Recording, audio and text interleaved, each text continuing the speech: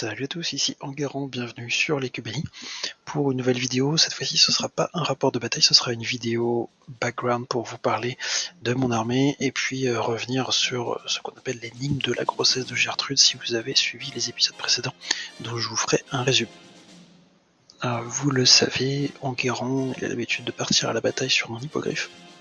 Sauf que cette dernière bataille, ça s'est pas très bien passé pour les hippogriffes, donc ils sont tous morts à la suite. Il y avait Pupus, Milou, Patoun, ils sont tous décédés à la bataille dans des différentes circonstances, donc on avait un souci pour assurer la suite, parce que les hippogriffes, on n'avait pas un sérail non plus illimité. Et donc on a la mère porteuse qui s'appelle Gertrude, sauf qu'on n'avait plus de mal pour la saigner, donc on était bien emmerdés jusqu'à ce qu'on se rende compte qu'elle était visiblement pleine, et on se demandait bien ce qui avait pu se passer. Donc c'était ce qu'on appelait l'énigme de la gestation de Gertrude, sur laquelle on va revenir aujourd'hui. Mais avant ça, je voulais vous donner un peu de background sur le duché d'où vient Enguerrand, donc le duché de Penthièvre. Pour ça, on va s'appuyer sur une rediffusion d'un vieil épisode du Dessous des cartes. Ça date un peu, mais vous verrez, la plupart des informations sont encore exactes aujourd'hui.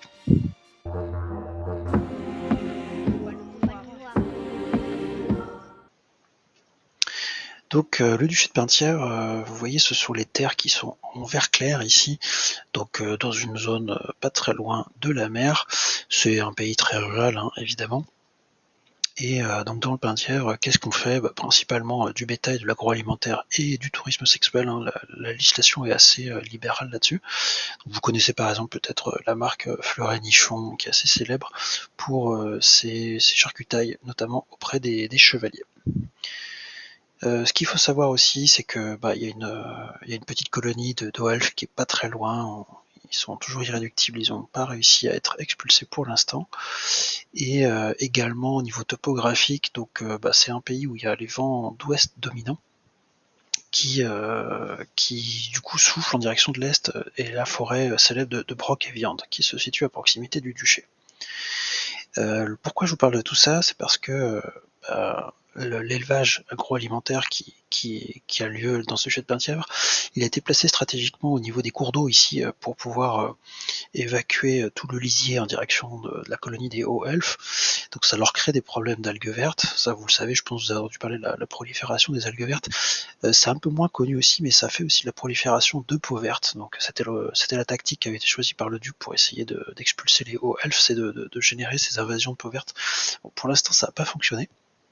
Et puis ce qui était aussi intéressant, c'était de placer les elfes sylvains de la forêt de Broc et Viande sous le vent, pour qu'ils se prennent toutes les odeurs de l'élevage porcin. Malheureusement, il y a un truc auquel le duc n'avait pas pensé, c'est que dans les vents dominants d'ouest, il y a des vents aussi du chaos, et donc vous le savez bien sûr, les vents du chaos, ça peut venir altérer et transformer les créatures qui vivent dans la nature sous l'influence de cette magie. Donc on connaît par exemple les hommes bêtes, principalement ce sont des chèvres, on pense aussi aux bœufs, aux vaches par exemple, qui peuvent se transformer en minotaures, mais c'est pas ce qui s'est passé dans le duché de Penthièvre. Ici, l'accident industriel, c'est le porc du chaos. Donc on a des porcs qui ont muté, qui sont devenus humanoïdes et qui vénèrent les dieux du chaos, comme vous pouvez le constater. Et c'est devenu la grosse problématique de santé publique, hein, dans le duché de Penthièvre. Donc d'ailleurs ils ont chassé les elfes sylvains qui vivaient dans la forêt de Broc et Viande, donc ça c'est le bon côté des choses. Mais par contre on a un gros souci de prolifération de porcs.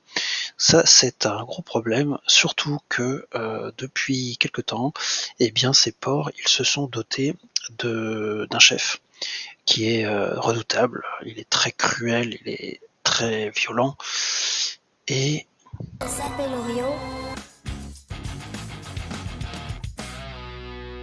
Violport.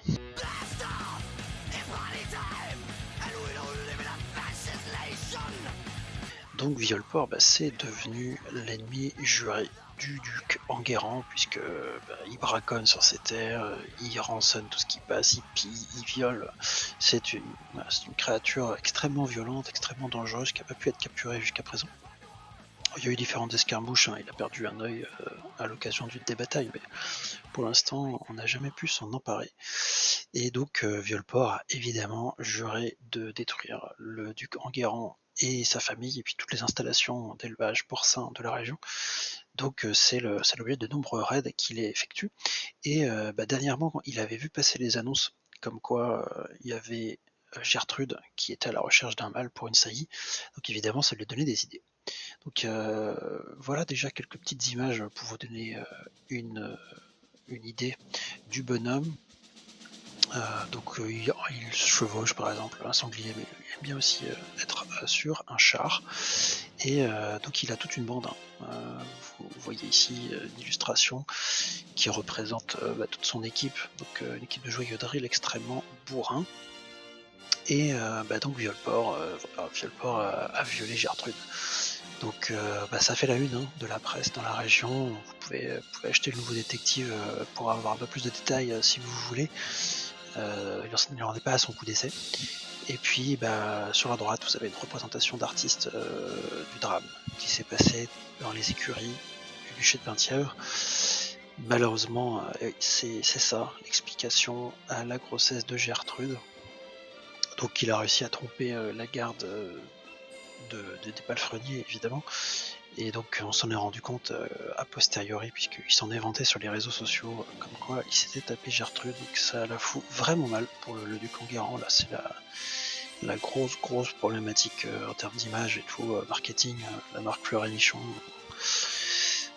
a vu ses ventes chuter, par exemple. Donc c'est un gros sujet là. Donc en attendant, Gertrude est enceinte, donc peut-être que c'est le point dont on peut se réjouir, hein, c'est que d'ici quelques temps on va avoir des petits, mais qu'est-ce que va donner ce croisement entre Violport et une femelle hippogriffe? Impossible à dire pour le moment. Pour le savoir, je vous invite à regarder le prochain épisode de l'Écubine.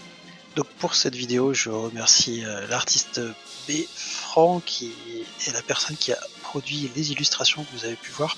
C'est également lui qui a peint les figurines de Violport. D'ailleurs, c'est lui qui a la paternité de Violport, hein. C'est lui qui a imaginé ce personnage. Je n'ai fait que réutiliser ce lore qui m'a beaucoup plu. Donc vous, Beffran, Ben, il est présent sur le net. Vous pouvez trouver son site Gros Génie Comics. Vous verrez qu'il propose plein de choses différentes. Il y a des jeux de société maison, des aventures en bande dessinée. Il a beaucoup d'univers extrêmement sympathiques. Donc je vous ai mis ici pour illustrer quelques exemples. Donc, à gauche, le jeu de société Le Duc de Bourg, qui affronte donc les fameux suceurs de la nuit, et la bande dessinée de Monsieur Caca, tout à fait hilarante. Donc merci à lui pour son travail qu'il a fait dédié pour cette chaîne sur commande. J'espère que ça vous a plu, et puis vous le croiserez aussi d'ailleurs pour certains en game, car il est inscrit à l'interrégion avec l'équipe qui va bien sûr remporter cette compétition et rouler sur tout le monde. Il s'agit des Petits Beurrés, donc il joue sous le nom de Brutal. Je vous souhaite à tous une bonne fin de journée, j'espère que ça vous a plu. Ciao.